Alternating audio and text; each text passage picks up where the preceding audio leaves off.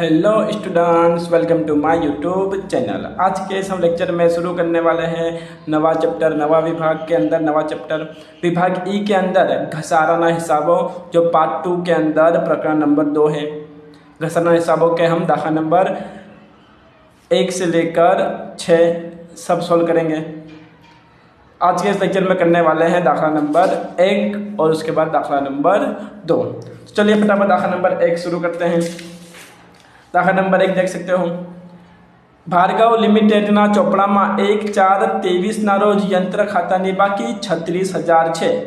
આ યંત્ર 7 વર્ષ પહેલાં ખરીદવામાં આવેલું હતું, એટલે 2023માં આની રકમ 36,000 છે, જે 7 વર્ષ પહેલાં ખરીદવામાં આવ્યું હતું અને 31/3/24ના રોજ 1 વર્ષ પછી તેની ચોપડી કિંમત પર 30% નફા સાથે વેચી દેવામાં આવ્યું। એટલે યંત્રને વેચી દીધું 30% નફામાં। કંપની દર વર્ષે 10% લેખે સીધી લીટીની પદ્ધતિએ ઘસારો બને છે। ઉપરની વિગત પરથી જરૂરી આમનોંધ લખી યંત્ર ખાતું તૈયાર કરો। આપણે 2 કામ કરવાનું છે, એક આમનોંધ લખવાનું છે અને યંત્ર ખાતું તૈયાર કરવાનું છે, બરાબર। અને આપણે શોધવું શું પડશે? તો આપણને આપેલ છે શરૂઆતની નહીં, આખરની 1/4/23ની બાકી આપેલ છે। જો આપણને શું જોઈએ? ઘસારો જોઈશે। ઘસારો કેટલો છે? 10% છે, પણ રકમ ખબર નથી, એ રકમ શોધવી પડશે। એ રકમ શોધવા માટે આપણે ગણતરી કરવી પડશે, બરાબર। તો અહીંયા ગણતરી તમે જોઈ શકો છો કે 1/4/2023ના રોજે યંત્ર ખાતાની બાકી 36,000 છે, બરાબર। એ યંત્ર ખરીદવામાં આવેલો તો 7 વર્ષ પહેલાં અને વાર્ષિક ઘસારાનો દર કેટલો છે? 10% છે અને 30% નફા સાથે તેનું વેચાણ કરવાનું છે, બરાબર। 1/4/23માં 7 વર્ષ પહેલાંની વાત કરીએ તો યંત્ર ક્યારે ખરીદ્યા હશે? યંત્ર ખરીદ્યા હશે 1/4/2016ના દિવસે આ યંત્ર ખરીદવામાં આવ્યું હશે, બરાબર। અને દર વર્ષે કેટલા ઘસારા થાય છે? 10%। તો 7 વર્ષમાં કેટલા બાદ થયા હશે? 10% થયા હશે। દરેક વર્ષે 10% ઘસારો બાદ થાય છે, તો 7 વર્ષમાં કેટલા ઘસારો બાદ થયો હશે? 10 × 7 એટલે કે 70% ઘસારા બાદ થઈ ચૂક્યા હશે અત્યાર સુધી, એટલે કે 2023 સુધી 70% ઘસારા બાદ થઈ ગયા હશે અને પછી રકમ મળી, એટલે કે 1/4/16 જ્યારે યંત્ર ખરીદ્યું ત્યારે રકમ કેટલી હશે? 100% હશે અને 7 વર્ષમાં 70% રકમ બાદ થઈ। તો હાલમાં 2023માં કેટલી રકમ વધી છે યંત્રની?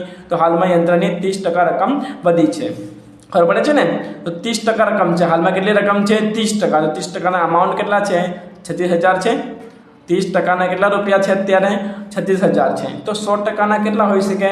આને કહેવાય ચોકડી ગુણાકાર, બરાબર। તો 100 × 36,000 ભાગ્યા 30, 100 × 36,000 ભાગ્યા 30 રકમ આવશે 1,20,000। એટલે યંત્રની પડતર કિંમત કેટલી છે? 1,20,000, બરાબર। 1/4/2016ના દિવસે જ્યારે ખરીદી કરીને ત્યારે કેટલામાં કરી હશે? ત્યારે 1,20,000માં કરી હશે। અને દર વર્ષે શું થાય છે? ઘસારો બાદ થાય છે અને અત્યાર સુધી 2023માં કેટલી રકમ વધી? 36,000 વધી। આના પરથી શોધવાનું શું શોધવાનું? વાર્ષિક ઘસારો। તો વાર્ષિક ઘસારો બરાબર પડતર કિંમત। આ શું છે? પડતર કિંમત છે, એટલે કે કેટલામાં યંત્ર ખરીદ્યું હતું, પડતર કિંમત ગુણ્યા 10%, તો કેટલા આવ્યા? 12,000 આવ્યા। એટલે દર વર્ષે કેટલા ઘસારા બાદ થયા હશે? 12,000 બાદ થયા હશે। 2016, 17, 18, 19, 20, 21, 22, બરાબર। દરેક વર્ષે 12,000 બાદ થાય છે, એટલે આ વર્ષે પણ આપણે શું કરવાનું? 12,000 બાદ કરવાનું। તો 1/4/23ના દિવસે કેટલા યંત્ર છે? 36,000નો છે, એમાંથી ઘસારો બાદ કરવાનો 1 વર્ષનો 12,000। તો 1 વર્ષ પછી કયો તારીખ આવશે? તારીખ આવશે 31/3/2024। 31/3/2024 કેટલી રકમ વધી? 24,000નું યંત્ર વધ્યું, બરાબર। 23માં 36,000 હતા, 1 વર્ષ પછી 12,000 ઘસારા બાદ થશે અને વધશે 24,000। અને 31/3/24 શું કર્યું? એ યંત્રને વેચી માર્યું, કેટલામાં?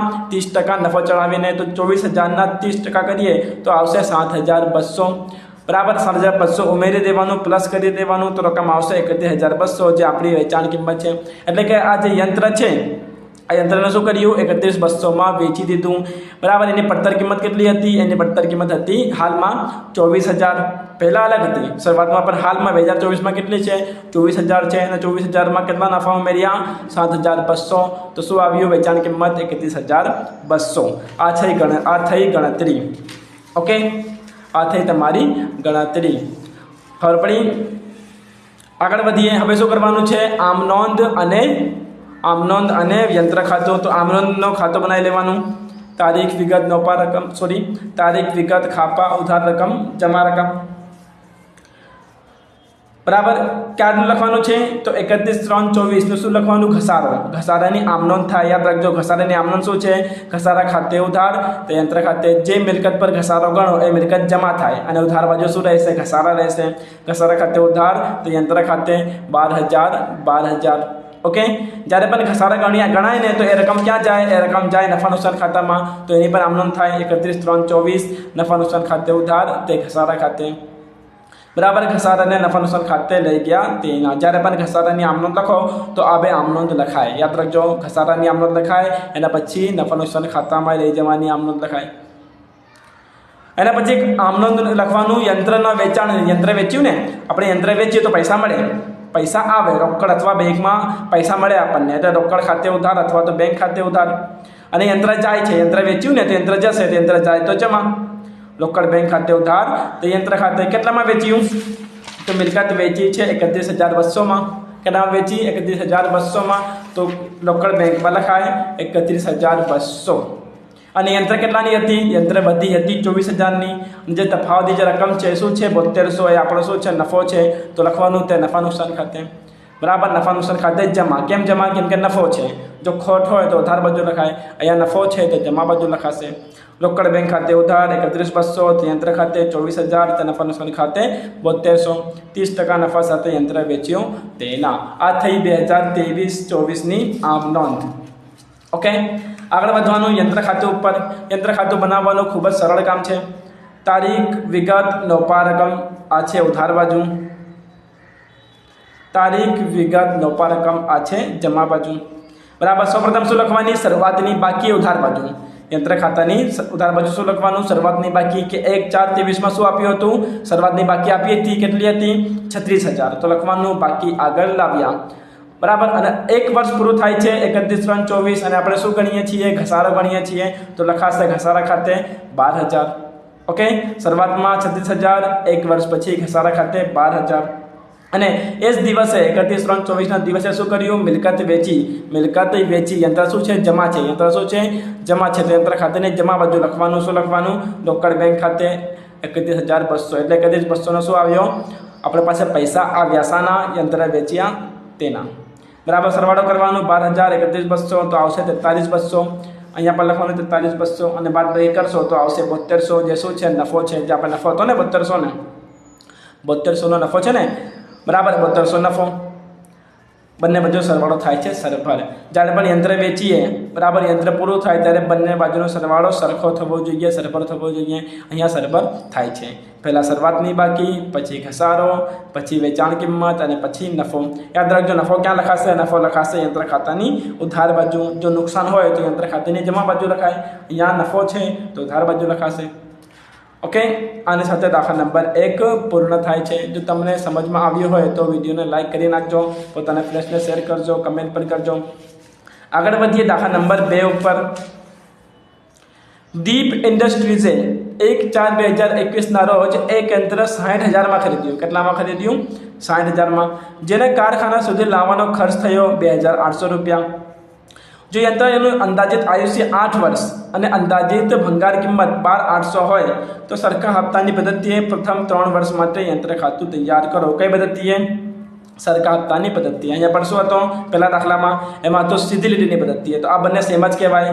સીધી લીટીની પદ્ધતિ કહો કે સરખા હપ્તાની કહો, એ બંને સેમ રીત છે. એ બંનેમાં શું હોય? એ બંનેમાં શું હોય? દર વર્ષે ઘસારાની રકમ સરખી હોય. યાદ રાખજો. સરખા હપ્તાની રકમમાં શું હોય? દર વર્ષે શું હોય? ઘસારાની રકમ કેવી હોય? એક જેવી હોય. દરેક વર્ષે એક જ અમાઉન્ટ બાદ કરવામાં આવે છે. આગળ વધીએ. 3 વર્ષ માટે યંત્ર ખાતું તૈયાર કરો. શું કહે છે? 3 વર્ષનું યંત્ર ખાતું તૈયાર કરો. બરાબર. તો પહેલાં શું શોધવાનું? આપણે શોધવાનું ઘસારો. ઘસારા માટે શું આપેલ છે? તો યંત્રની કિંમત આપેલ છે, અંદાજિત આયુષ્ય આપેલ છે અને ભંગાર કિંમત આપેલ છે. તો ગણતરી કરવાનું. પહેલાં 2 નંબર. યંત્રની ખરીદી થઈ 1/4/2021ના દિવસે, જે હતા 60,000ના. એમાં ખર્ચા થયા. એ ખર્ચ તમે કહી શકો ભાડુંનો ખર્ચ છે. બરાબર. લાવવાનો ખર્ચ એટલે ભાડું, એ ખર્ચ થયું એ કેટલાનો હતો? 2800નો હતો. એ શું કરવાનું? પ્લસ કરવાનું. યાદ રાખજો, યંત્રમાં કે કોઈ પણ મિલકતમાં કોઈ પણ ખર્ચ થાય તો એ મિલકતમાં ઉમેરાય. એ શું મળ્યું? પડતર કિંમત. એટલે યંત્રની પડતર કિંમત કેટલી છે? 62,800. અંદાજિત આયુષ્ય આપેલ છે 8 વર્ષ. ભંગાર કિંમત આપેલ છે 12,800. આ બધાનો ઉપયોગ કરીને શું કરવાનું? ઘસારો શોધવાનો. ઘસારાનું સૂત્ર છે પડતર કિંમત માઇનસ ભંગાર કિંમત ભાગ્યા અંદાજિત આયુષ્ય. પડતર કિંમત માઇનસ ભંગાર કિંમત ભાગ્યા અંદાજિત આયુષ્ય. આ સૂત્ર ક્યારે અપ્લાય થાય? જ્યારે ભંગાર કિંમત અને આયુષ્ય આપેલ હોય અથવા તો ખાલી આયુષ્ય આપેલ હોય ત્યારે આ રીતથી ઘસારો ગણાય. અહીંયા આપેલ છે તો ગણાશે. બરાબર. પડતર કિંમત કેટલા છે? પડતર કિંમત છે 62,800. ભંગાર કિંમત છે 12,800 અને આયુષ્ય છે 8 વર્ષ. તો રકમ આવશે 6,250. આ શું મળ્યો? વાર્ષિક ઘસારો. 1 વર્ષનો ઘસારો 6,250. એટલે આ જે રકમ છે ને એ દર વર્ષે યંત્રમાંથી બાદ થશે ઘસારા ગણીને. બરાબર. તો પહેલો વર્ષ કયો હતો? 1/4/21 હતો. 62,800ની પડતર કિંમત છે. 1 વર્ષ પૂરું થશે તો ગણાશે ઘસારો. ઘસારો કેટલો ગણાશે? 6,250. બાદ બાકી કરીએ તો રકમ આવશે 56,550. આ શું મળ્યો? 31/3/22ના રોજનો બાકી મળી. ઓકે. 1 વર્ષ થયું ને? 1/4/21 થી 22 સુધી. તો શું થયો? 1 વર્ષ પૂરું થયો. એમાં ઘસારો ગણી નાખ્યો. ફરી 1 વર્ષ પૂરું થશે તો 2023 આવશે. એમાં ફરીથી ઘસારો ગણવાનું 6,250. તો રકમ વધશે 50,300. ફરી એકવાર ઘસારો કરવાનું 23 થી 24. તો રકમ ફરીથી લખાશે 6,250 અને બાકી વધશે 44,050. આપણે રકમમાં કીધું છે, શું કીધું છે કે 3 વર્ષનું કરો. બરાબર. તો 3 વર્ષ થઈ ગયું. આ થયું 1 વર્ષ, આ થયું 2 વર્ષ અને આ થયું 3 વર્ષ. ઓકે. પહેલા વર્ષમાં સેમ અમાઉન્ટ રહેશે, બીજા વર્ષમાં પણ સેમ અમાઉન્ટ રહેશે અને ત્રીજા વર્ષમાં પણ સેમ અમાઉન્ટ રહેશે. અને છેલ્લા 3 વર્ષ પછી એ યંત્રની બાકી કેટલી છે? 44,050. ઓકે. યાદ રાખજો. ખબર પડી ને? 44,050 શું છે? બાકી છે. હવે આનો ઉપયોગ કરીને શું કરવાનું? યંત્ર ખાતું બનાવવાનું. યંત્ર ખાતુંનું કામ ખૂબ જ સરળ છે. બરાબર. યંત્ર ખાતું બનાવી લઈએ ફટાફટ. યંત્ર ખાતું ઉધાર રકમ જમા બાજુ, તારીખ વિગત નોપા રકમ, તારીખ વિગત નોપા રકમ. સૌ પહેલાં શું લખવાનું? ઉધાર બાજુ લખવાનું. ક્યારે જે યંત્ર ખરીદીને તેનો દિવસ. યંત્ર ક્યારે ખરીદ્યું? 1/4/2021ના દિવસે યંત્ર ખરીદ્યું. તો શું લખવાનું? રોકડ અથવા બેંક ખાતું. કેમ કે રોકડ અથવા બેંક આપણે આપીએ ને, અને આપીને યંત્ર ખાતા ખરીદીએ, યંત્ર ખરીદીએ. આમ નામ શું થાય એની?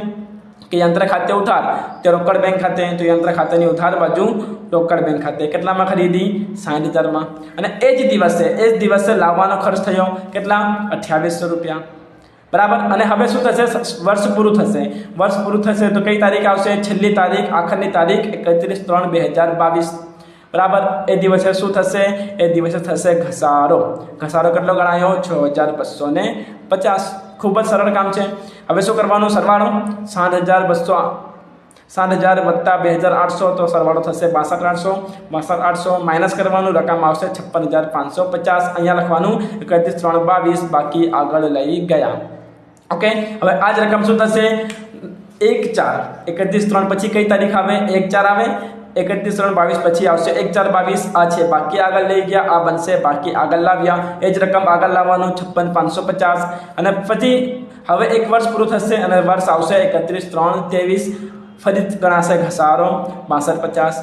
ફરી સરવાળો કરવાનું 56,550. 56,550 માઇનસ 50,300 માઇનસ 62,50. તો રકમ આવશે 50,300. આ લખવાનું. બાકી આગળ લઈ ગયા 31/3/23. હવે નવું વર્ષ શરૂ થશે 1/4/23 અને ફરી લખવાનું. બાકી આગળ લાવ્યા 50,300. 50,300. બરાબર. હવે 1 વર્ષ પૂરું થશે તો આવશે 31/3/24.